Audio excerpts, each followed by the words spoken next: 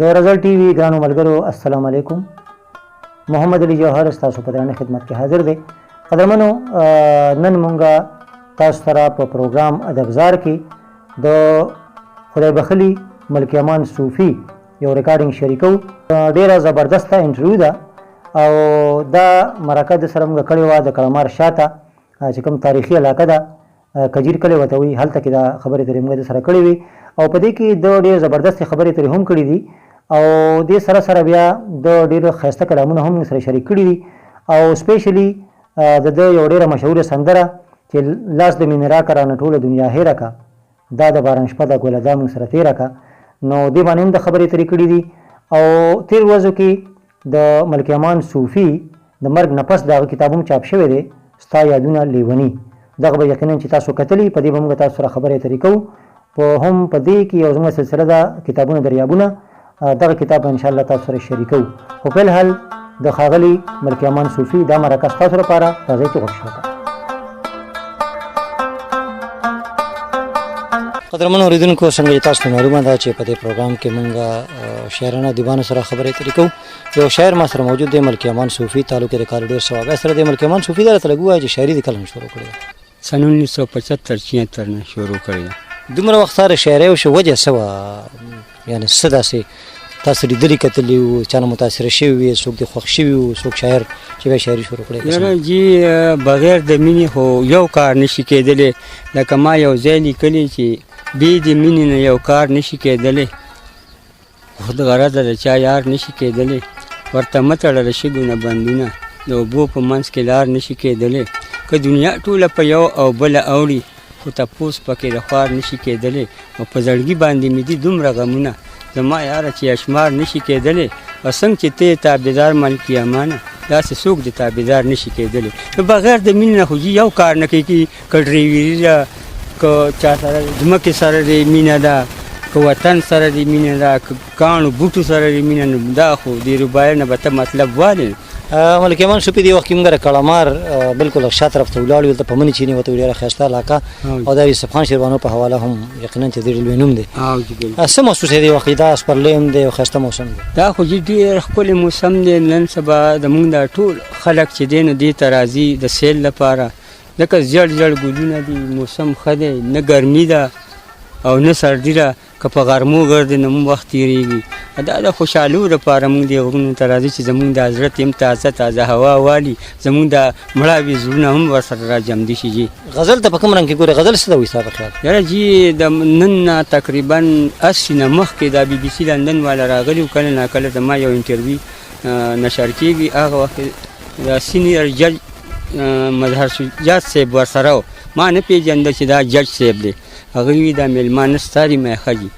نو هغوی راته هم دا سوال وکړي غزل څه ته وایي. نو ما ورته وایي چې د غزل خو ډېرې قسمونه دي. وي لکه څنګه میګلي چې په زړه جمع شي، غزل ترېنه جوړېږي. چې ډک د یار د غمه شي، غزل ترېنه جوړېږي. او چې زړه د غوټو شي، هله جوړ شي تی ګلونه، چشمان چې ډک د نرمه شي، غزل ترېنه جوړېږي. ما چې څوک وکړي واده د چا سره پوره یې نه کړي، چې یو د بل په تمه شي، غزل ترېنه جوړېږي. او چې سوې لبې ګرځي د هجران په تورو شپو کې، چې رک د کلي چمه شي، غزل ترېنه جوړېږي. او چې تنې شي ازار د چا د زړه ملک امانه، چې برخه د چا کمه شي، غزل ترېنه جوړېږي. دا اوس تاسو د دې نه دغه واله چې دا څو قسمه لبره. بالکل ها صوفي صاحب دا راته لږ ووایه چې لاس د مینې راکه ټوله دنیا هېره که، ډېر مشهور کلام ستاسو او تاسو دا کم سن کې ویلو؟ دا جي تقریبا 79 کې ما لیکلی و. او په دې دغه جلیل شبنم به هم وي، په ټي وي هم نشر کېده. شاید چې تاسو مو اورېدلي. دلته چې کله دا اتل صاحب ولګېده، خپل نوم یې دغه کړ، ټوله ثوابه راپاڅېده، وایي ته خو زمونږ پوځی داسې چلو شو. نو ما ورته وایي غلو سره به زه څه وکړم؟ ابه سړی نه نو کنی چې ته ولې لکه زه په پردي بچي خپلېږي، هغه ظلم کړی دی. یوازې ما سره نه جي، خالد حسرت نومېږي جي، ښه شاعر دی، هغه سره یې کړی دی. بل سره به هم داسې کړي. ما ورله چیلنج هم ورکړو، ما ورته یو ورځ ټلیفون وکړو، ته اتل یې؟ نو ما ته خو ما ته اتل نه ښکاري، بوتل راته ښکاري. وي څنګه دا سم پورې؟ وي ما ته غلې یاره، ته خو اتل نه یې، غلې. وی ولې ما داسې بیا ورپسې لړم ما ورته دا غزل تا کم ځای اورېدلی او دا تا څنګه په خپل نوم کړی نو ما ته یې دا ما سوات کې د یو ډمې د خولې نه اورېدلی ما خو ویې چې دا کم سن کې به چا به نو ما دغه کړی دی خو ما کارډ باندې نوم یې دا به هغوی په غلطۍ اچولي دا ستا دا زمانه ده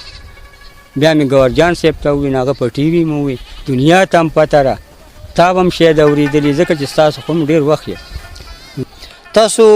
خبره وکړه ملک امان صوفي صاحب چې اسرار رتل ستاسو را غزل چې دی نو هغه پټ کړی یا په خپل نوم باندې کړی بیا پکې خالد خان حسرت زموږ چې کوم ملګری دی د دوبۍ کې کوم ادبي تنظیم دی هغې صدر هم دی او ډېر تکړه زموږ ملګری ډېر وخت نه شاعري کوي ستاسو تقریبا همزولتیا کې دی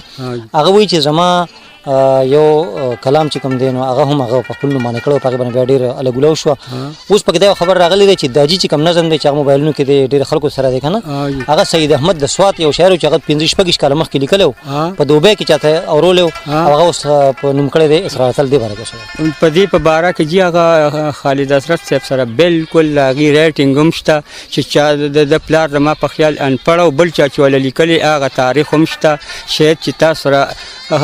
خالد صاحب میلاو شي او درته هغه میسج درته پوره در واړئ دنیا ته به پته ولګي چې غل څوک دی ملک امان صوفي نو تاسو دې باره کې بیا څه کړي نه دي چېرې اسرار رتل سره په دې حواله خبره چې دا غلطه خبره ځکه چې ستاسو نه خبره شروع شوه د هغې نه پس هغه خالد خان حسرت چې دی نو هغه کلام واغېسته اوس یې پکې بیا پکې صحیح هغه کلام هغې نه مخکې اخیستی و نو که ده مخنیوی لږ شوی نو دا به ښه نه وه چې جی بس دا خو ستاسو کار دی مونږ خو په ټي وي باندې ویلي دي په ریډیو هم ویلي دي په اخبارونو کې مې ویلي دي نو دا خو تاسو له پکار دي جي چې تاسو د دې زمونږ تپوس کوئ او لاس ته مې نه راکړه ټوله دنیا هېره کړه دا کوم وخت تاسو چاپ شوی چې ته اخبار کې چې تر ساله کې څومره وخت دا خو جی هسې نه مخکې خبره وه جي او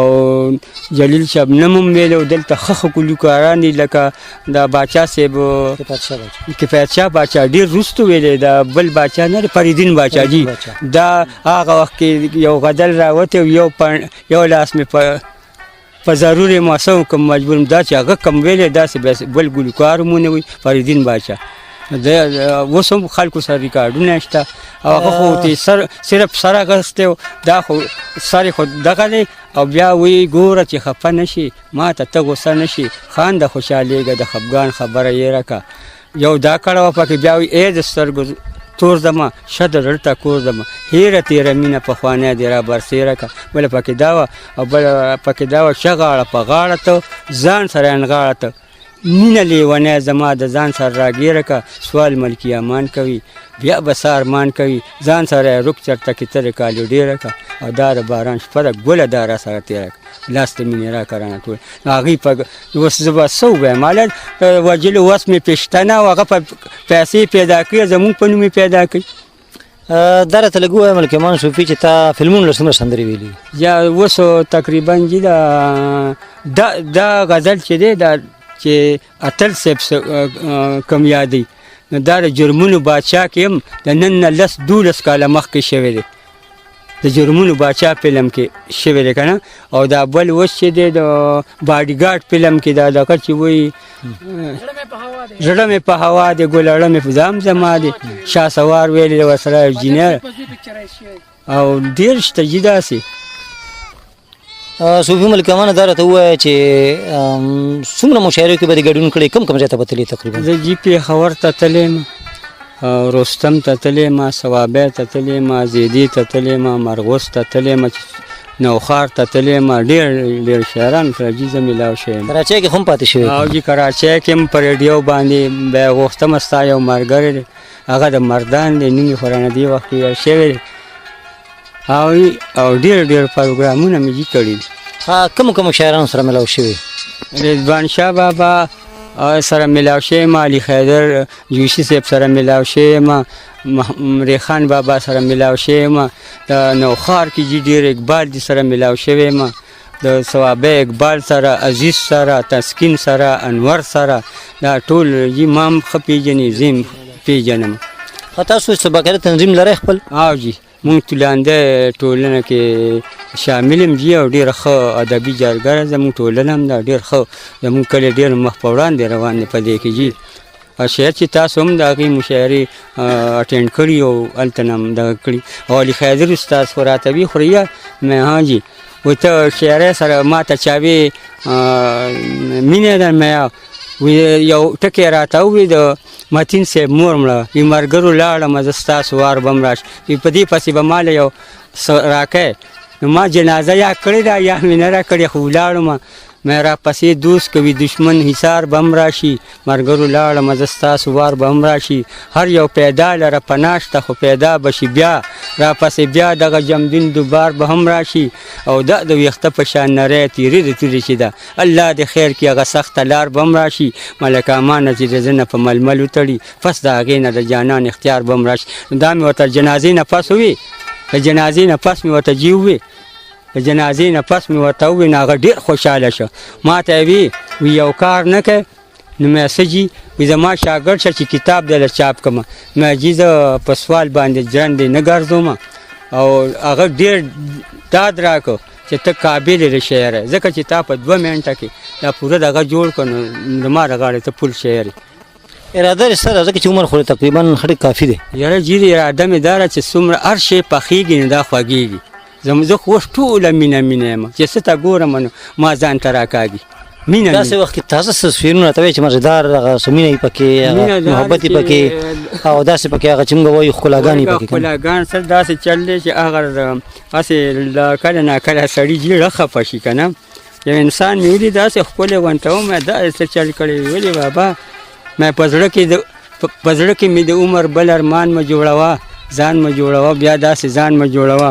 وختونه په ما تیر دي دا شته غمونه ډېر دي پیری کې دوباره رانه بیا ځوان مه جوړوه ځان مه جوړوه بیا داسې ځان مه جوړوه مې درګورمه چې تا ته نو راشي جړه ماته په مخ د تړم اوښکو مې باران مه جوړوه ځان مه جوړوه بیا داسې ځان مه جوړوه مې یې ته چې مې لیدلې دې دم رانه ختلې وجلو له زما بل ځای میدان مه جوړوه ځان مه جوړوه بیا داسې ځان مه جوړوه شي ته به د نظره زما د زړګي سره دا ځان هر وخت ته د ګل په شان مه جوړوه ځان مې صوفي ملکي امان یم ساده باده انسان یم بس خواله زما راشه نور خفقان مه جوړوه ځان مه جوړوه بیا داسې ځان مه جوړوه تا یو نظم اوس لیکلی زما ژوند که نه ژوند باره کې د هغې کې تا پوره خپل سټوري په نظم کې ویلې هغه به لږ شان وایه نه هغه ته ووایم خو ټولې کړي خو راته نه یاد دي خو سر راته یاد دی چې وایي ځان ته په خپله اشنا خپلې کیسې کومه لکه مرغۍ په ډکو ځای په ځای شپې کومه نه پلار او مور لرمه نه سکر اور لرمه ښه ښکلی کور لرمه صرف یو خور لرمه اکثر د خپلې بیبي مینه په دې کومه لکه مرغۍ په ډکو ځای په ځای شپې کومه دا بیا وایي چې بچی می لست یاره ښه کمرکس یاره ټول می د وست یاره داره له بست یاره تا ته به بدې ښکاري خبرې ښې کومه لکه مرغۍ په ډکو ځای په ځای شپې کومه ګران ټول زامن دي په ما واړه مین دي په ما بلا غمجن دي په ما ګل او ګلشن دي په ما په شماره شپږ دي یاره ځکه مزې کومه لکه مرغۍ په ډکو ځای په ځای شپې کومه لونه څلور دي زما د سترګو تور دي زما د زړه ټکور دي زما څه خلک نور دي زما څه زړه خفه شي زما ورله پیرې کومه لکه مرغۍ په ډکو لمسي د شمار لرمه واړه هوښیار لرمه د زړه قرار لرمه ټول تابعدار لرمه لیونی نه یم زه چې ته ګیلې کومه لکه مرغۍ په ډکو ځای په ځای شپې کوم ښځه بوډۍ ده زما سړه ډوډۍ ده زما سمه ګوډۍ ده زما د سرو غونډۍ ده زما هسې بې ځایه ځایه په دې غوسې کومه لکه مرغۍ په ډکو ځای په ځای ګاندې پنځه دي زما پوه په زړه دي زما په خوب کې ښه دي زما دلته هر څه دي زما یوه نوسۍ ده زما باس ته هغې کومه لکه مرغۍ په ډکو د هر چا خپل یم زه د مینې ګل یم زه غزل یم زه په خوی بدل یم زه د ژوند کیسه ده زما نه چې مصرې کومه لکه مرغۍ په ډکو ځای په ځای په کالو ډېر کلي کې عمر شه تېر کلي کې یار کړمه هېر کلي کې یادم بشمېر کلي کې سبا به نه یم دلې نن ویندلې کومه لکه مرغۍ په ډکو جندون آزاد لرمه بلا جیداد لرمه پلار نیکه یاد لرمه کلی آباد لرمه ګرځم د کلي بهر سیل د معیارې کومه لکه مرغۍ په ډکو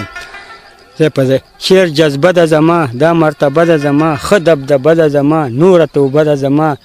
خبرې هر ځای کې تل د حوصلې کومه لکه مرغۍ په ډکو عمر مې دا کلونه په شمار اویا کلونه نه کړم خطا کلونه نه راځي بیا کلونه ځان سره پټې اکثر پټې شمارې کومه لکه مرغۍ په ډکو دی په ځای شپې کومه جمدون آزاد لرمه بلا جیداد لرمه پلار نیکه یاد لرمه کلي آباد لرمه ګردم د کلي بهر سیل له معیارې کومه لکه مرغۍ په ډکو دی په ځای شپې کومه ملکي امان یم زه په دې جهان یم زه لا په ارمان یم زه څومره نادان یم زه په دې پانی دنیاګۍ هسې دعوې کومه لکه مرغۍ په ډکو دی په ځای شپې کومه ملکي امان صوفي صاحب ستاسو ډیره زیاته مننه او شکریه. قدرمنو کتونکو تاسو نن په پروګرام ادبزار کې د ښاغلي ملکي امان صوفي مرحوم چې کوم زموږ ملګرو د کالوري سره تعلق د هغې معلوماتي خبرې اترې د هغې د کلام نمونه تاسو واورېده.